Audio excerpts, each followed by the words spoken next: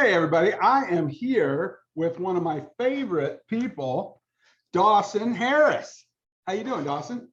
I'm doing well, Mark. Thank you for having me today. You bet. Everybody knows that on the Mark Hope Show, we have guests on that are doing wealth building exercises.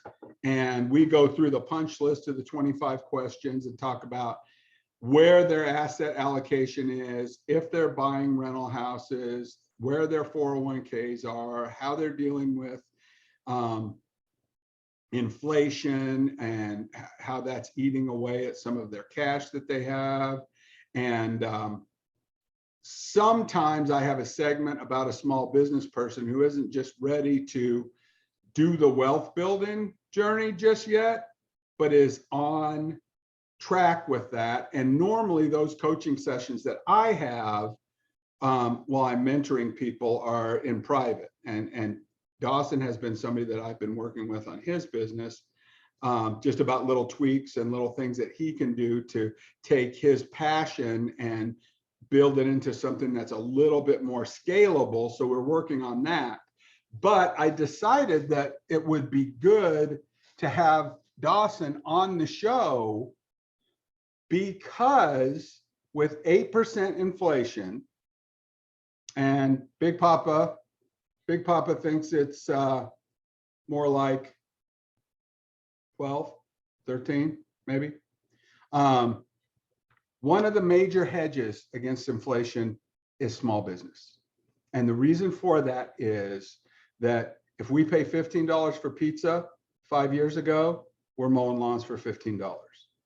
If the price of pizza goes up to $30, then we change our price to mowing lawns for $30. So the small business and Warren Buffett and all of the brilliant guys out there will tell you that investing in yourself, up in your skill set, up in your ability to produce independently is the very, very best hedge against inflation. And I happen to agree with those smart guys, even though I'm not one of them. I agree with them. And I'm constantly looking for things that fit into the puzzle that I'm trying to figure out how we're doing all this. So I encourage everybody to fight inflation in 3 different ways. And way number 1 is to get a side gig and earn some money yourself.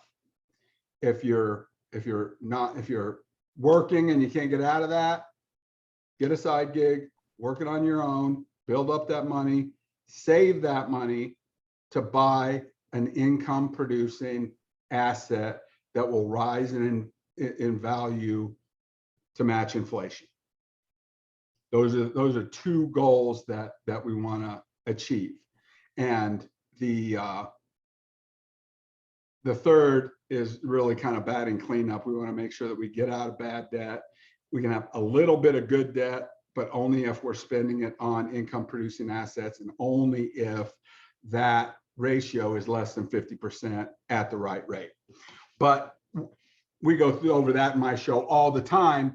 Today is to really talk to a serial entrepreneur. Now, Dawson has a master carpentry company that is in the business of building fine furniture. However, he's flexing out some of those skills to pick up more customers, some that might want a fine furniture piece, but other ones that just want to improve their home with fine furniture features that don't break the bank. And he's got a lot of really cool tricks up his sleeve and a lot of really good experience. And I could tell you that when I first moved into my house in Norman, it needed some work. And one of the things that it needed was it had, how many drawers and doors do you think I had? Oh man, no telling. Like 100? Oh yeah, probably about 100 doors. And it was like, You we got a were big going house. around, You got a big house, so there's clank, clank, a lot of clank, doors. and the doors were slamming, and my wife was getting upset because we didn't have a bed in the bedroom, and she was sleeping on the couch, and the doors were slamming. And so I went out to Facebook Marketplace to find out somebody that would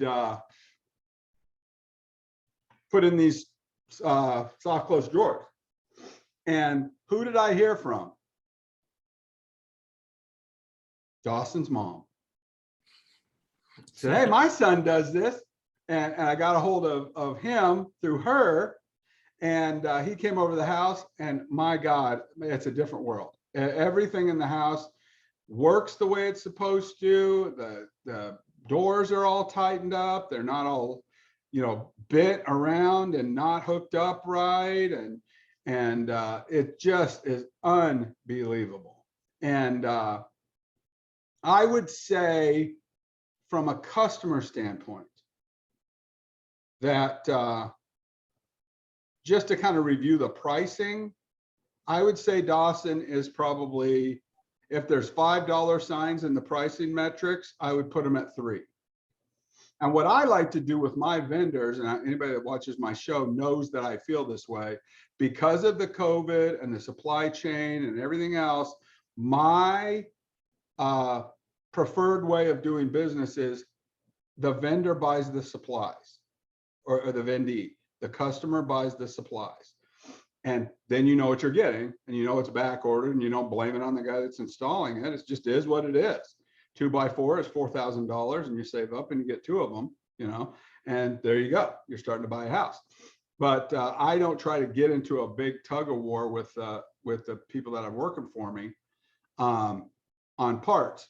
But in this case, I did ask Dawson to source the parts for me to get the best ones, because I don't know what the best ones to get. And I wanted the nicest, best ones that we could have. And so he sourced them and sent me a bill for where I could pay for them. And I paid for them. And then we got them. And then he came and installed them all. And so good. It just really, really, really good. And as far as what you pay your contractors, that's a flexible thing. And I always go for a win-win relationship. And I know after working with Dawson for enough times that you feel the same way, right, Dawson? I absolutely do. Yes. If I'm paying too much, then we don't get to have a relationship. Right. If you're getting too little, then we don't get to have a relationship. It has to be in the middle ground of where you're feeling good about it, I'm feeling good about it, and then we continue to do it along the way and build those relationships that help each other. And so, I think that for what you get in Dawson, it's a very, very, very good price. Not the cheapest price that you could get, right? But anybody that's worked with any of these ding-a-ling contractors that don't show up, or they're high on dope or whatever when they show up, but they don't have, the tools that they need, they don't show up on time, they don't call back. Dawson is not that. But he's not that price either. So you need to beware of what you're paying for. You really need a price is an identifier of what you're getting. So it needs to be high enough that you're getting somebody good, and it needs to be low enough that you're not getting some kind of, what I would say predator. And I call them predator contractors because I'm getting a pergola installed that we bought at Costco, $1,600. And I got 5 bids on the thing, 2 off Craigslist, 1 off Marketplace, and then 2 referrals. And I won't say who came from what, but I bought the pergola, $16.99 at Costco, brought it home, and one guy wanted $2,000 to put it up. Another guy wanted $1,000, and another guy wanted $5,000, I had a guy at 4 and a guy at 3. And oddly enough, in this case, the guy at 3 was a buddy of mine who puts together the play sets for these stores. And I sent him a picture. I said, hey, do you put these together too? He said, oh yeah, I put it together, $300, but I'm going to be in Texas for 2 weeks. So then I reached out to my regular crew and I said, hey, look, do you want to do this for 300? And he said, how about 400? And I said, all right, come over. And so he's doing it for 400. My $500 guy, you know, is a good guy. He just missed this one and no hard feelings. The other 2 are just bastards. You know, it's just awful. And I don't like it because, and I'll give you another example of this predatory stuff. I was putting a whole house generator in my house because in Oklahoma, we have freezing rainstorms and stuff, and it cuts out the power.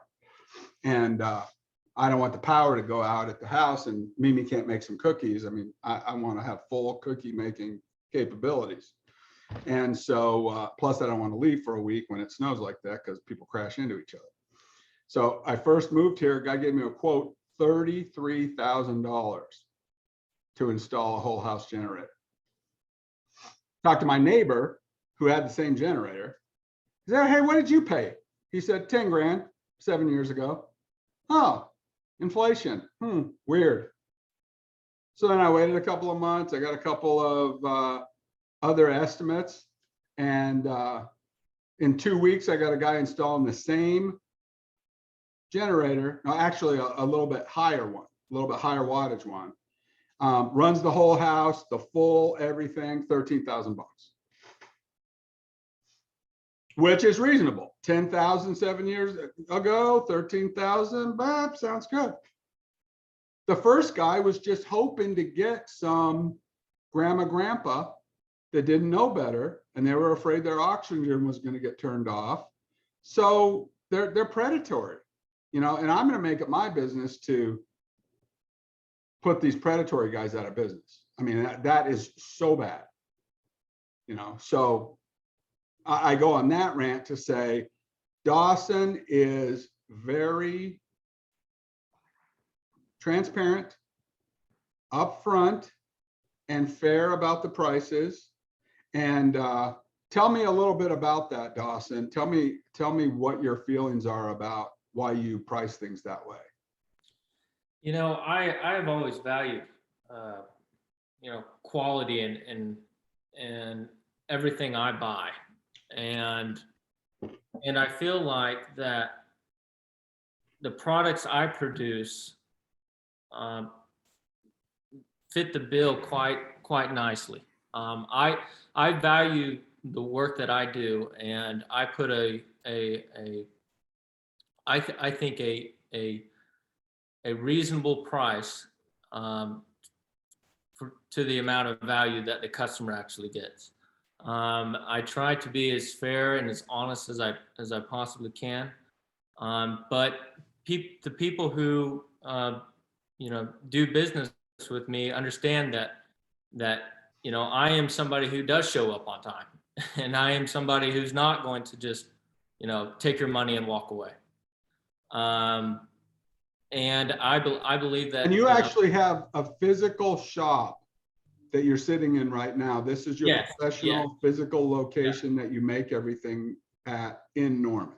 Yes, absolutely. So this is not something that you know, I outsource to China, or you know, I buy, you know, from IKEA and I just put it together and I sell that or anything like that. No, this is a quality product built with these hands here. And so as you can tell, you know, I have machinery here. And I got a table saw, I got a band saw, I got, you know, these are all cabinets that I actually built myself. So this is kind of the type of quality that I set out to achieve. So it's not like I just, you know, throw something together here. It's everything is well thought out for the customer, you know. And it looks like you read books as well. I do, yeah. I try to. Honestly, I could change this podcast into a dual kind of a use, because you're not married, right? No, I'm not. We should find you a nice gal to settle down with. Yeah. Any of you grandmas out there have any granddaughters that need a good guy? Dawson is a good choice. Yeah. Well, thanks, Mark. He Yeah. reads, he does woodwork, he's a good guy. Yeah. Marketing show for dating, I guess, huh, Mark? Yeah. Yeah. So So how this did guy, you get into how did you get into woodworking? yeah. So this space that I'm sitting in now used to be a garage that was just, you know, clumsy, dirty. Just my grandpa just threw everything in here. You know, it was his second garage. This is an actually a separate building from the actual home itself. And so he'd throw his Polaris and his mower and everything in here. And one day my mom said, I want a corner cabinet, about 2 years ago, during COVID. And so my grandpa and I went to work, and we went to the Home Depot, and I didn't know a thing about woodworking at all.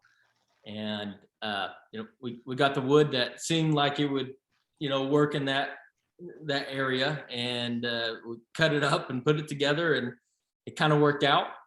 And we bought some tools along the way in order to do it. So these tools I never heard of. I've never heard of a table saw, until then. I didn't know what a miter saw was. So anyways, put that together, but then I needed a desk. And so I sought out to build myself a desk. And then I just started, I succeeded at that. And then I just kind of kept on making things. What else could I do? I'd look on YouTube, and it just kind of became a passion of mine. And I had a job I was working, and I kind of thought, well, I like what I'm doing selling, but I kind of want to work with my hands a little bit more and see if I can get a job in carpentry. And so lucky enough, a home builder allowed me to work on a trim crew. And so I learned how to do trim carpentry, and I learned how to build cabinets. And I learned from people who have been doing this for a really long time. So that helped out a lot. And it accelerated my learning significantly. I'd always run ideas by them. That's how I built this behind me, because I'd go in and I'd be working, but we'd kind of stand around and talk for an hour in the morning, and then during that time I'd be like, hey, if I'm doing this and this, how would I do this? I'd run ideas off of them. And so that's kind of how I developed this level of professionalism. And they set they kind of set the bar to me on the whole quality thing, of really making sure that my work is really great, and taking a pride in that work as well. So that's kind of been rubbed off on me, I could say. So we're going to put this in the notes of the show and in the notes of the media we put it in. But if people want to see some samples of work that you've done, there's a website and a Facebook page and some other different media where they can kind of see some different things that you've done. Why don't you tell them about that? Sure. So and again, we'll put it inside the broadcast later so that they can look it up. Right. Perfect. So it's called DawsCustoms.com, and Dawson is my name, so Daws for short, and then customs is whatever somebody wants. They want custom furniture, I can build it. They want custom cabinets, I can build it. And then they also, I've had quite a few customers say, I want to make my kitchen more organized. So can you build pull-out drawers? Right. And that's something I want to talk about. Finish off your website and your media. Yeah. So I was like, but I want to talk about those drawers, because that's a big thing I want to talk about. Yeah, absolutely. And we're running low on time. So I want to get to some of these actual niche products. Okay, great. Perfect. So yeah, so got the website. Right. I have the website. Customs.com. Yeah, I have the Facebook. And you got a Facebook? Customs, and I have an Instagram as well. Okay. So I'm going to put links on the YouTube channel, on the Mark Hope Show Facebook and website, and we'll come back and check in with Dawson, and we're going to be doing some regular, looks at what he's doing out there in the world as far as what's going on. But there's a couple of things that you're doing that I said, hey, that's exciting.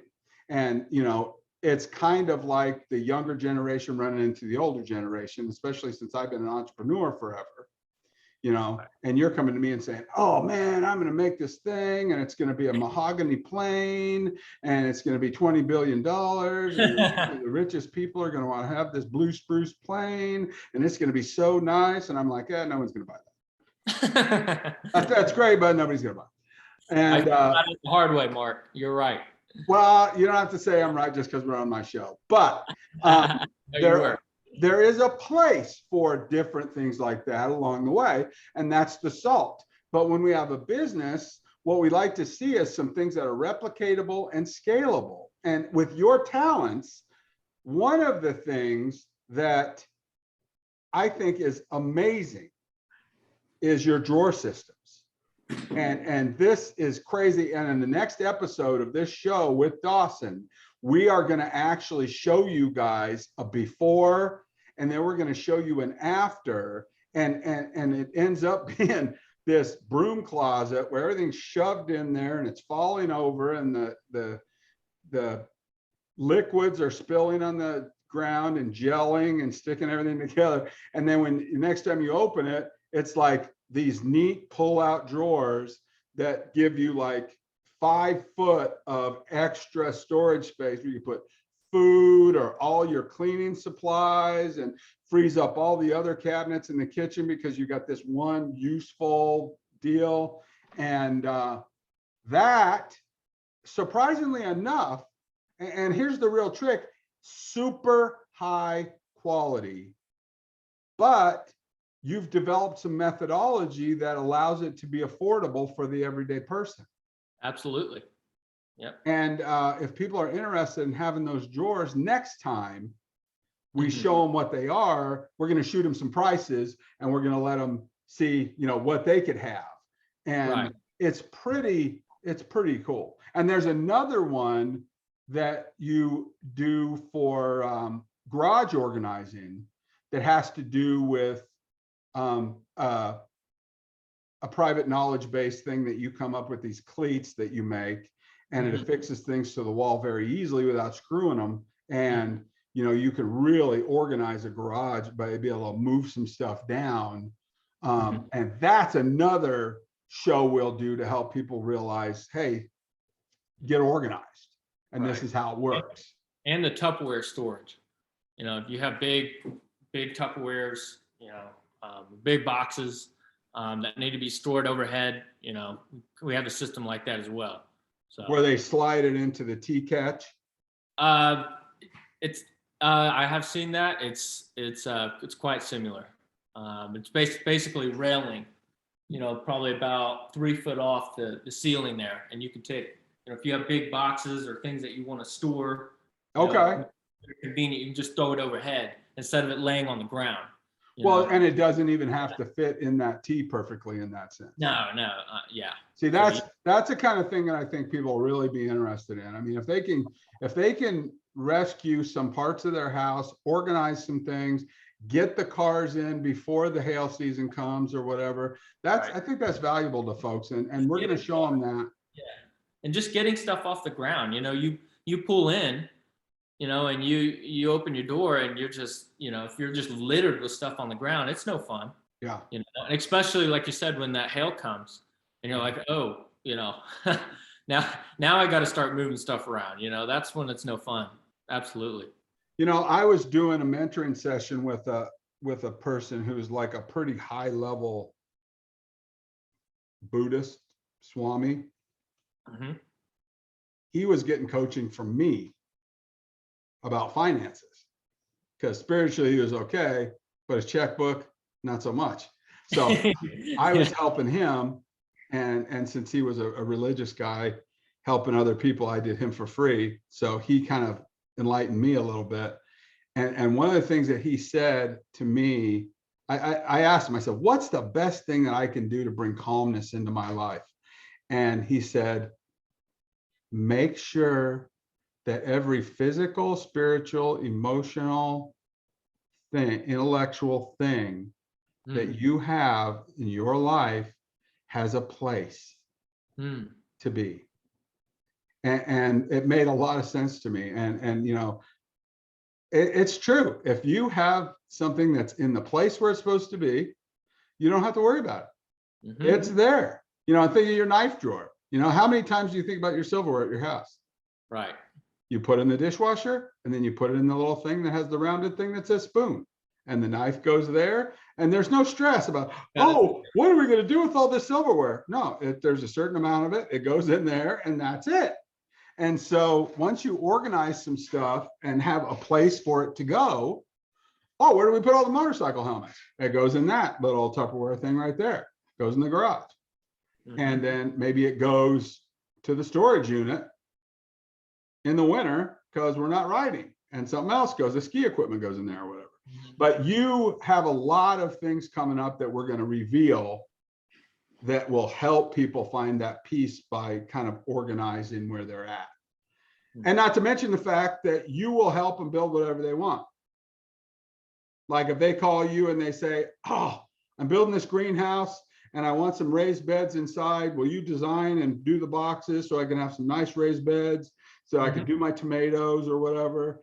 You'll make it for them. Mhm. They draw it on a piece of paper. You draw it on a piece of paper. You guys talk about it. It's going to be this much. And then you make it for them. Boom. Mhm. That's awesome. That's awesome. Everything has its place, just like these tools. Kind of like that. That's that French cleat. That's a sneak peek Yeah. of the garage action. Well, let me tell you, that is calming Mhm. to me.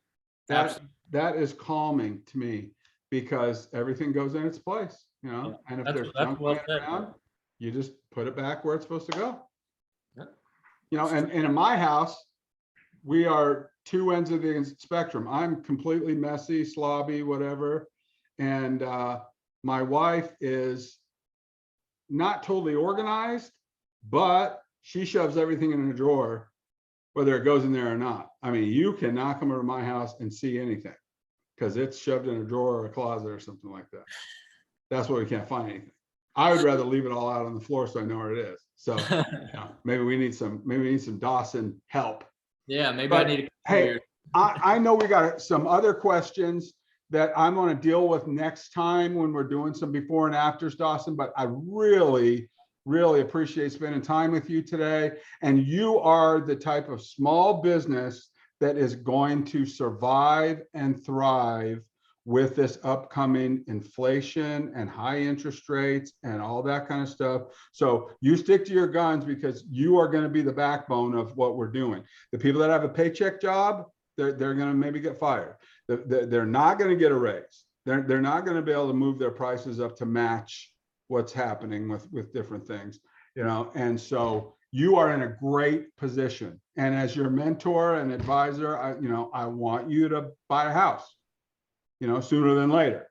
I want you to take that escalator up. But your small business has an equity of its own, and it's worth investing in it, and you're worth investing in yourself. And I hope that people that are watching this can say, yeah, you know, I want to do what Dawson's doing. I want to invest in me. And if you got to crack a full-time job, do it on the side, you know, do it on the side. Before I started my first computer company, I worked in a liquor store. Or when I started, I left corporate job, went and started my computer company, wasn't making enough money. So I worked in a liquor store stocking shelves. And, you know, you guys got to do what you got to do. And sometimes it's discouraging, right? It's absolutely right.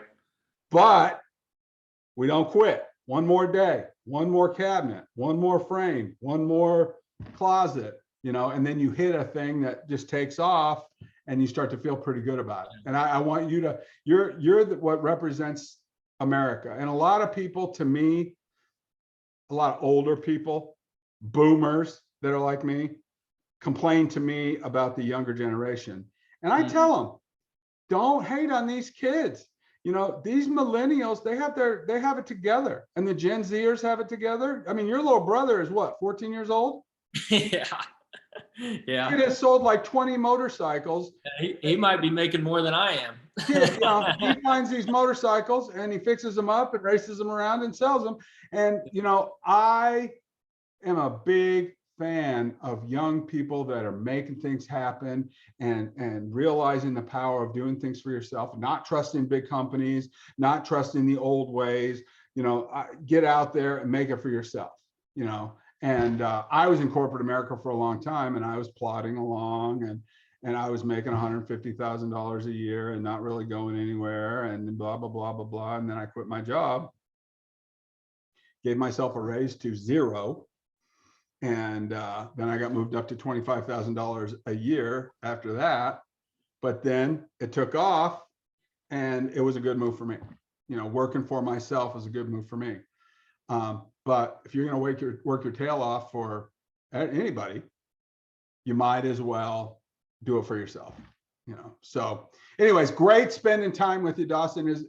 Is there one last thing you want to say? You got some time coming up in between jobs that people can reach out and you can do a job or two in between? Yeah, absolutely. I know your schedule's filling up, but you said between a couple of the bigger jobs, you can do some of the smaller jobs. So do you want to give out a phone number? Yeah, sure.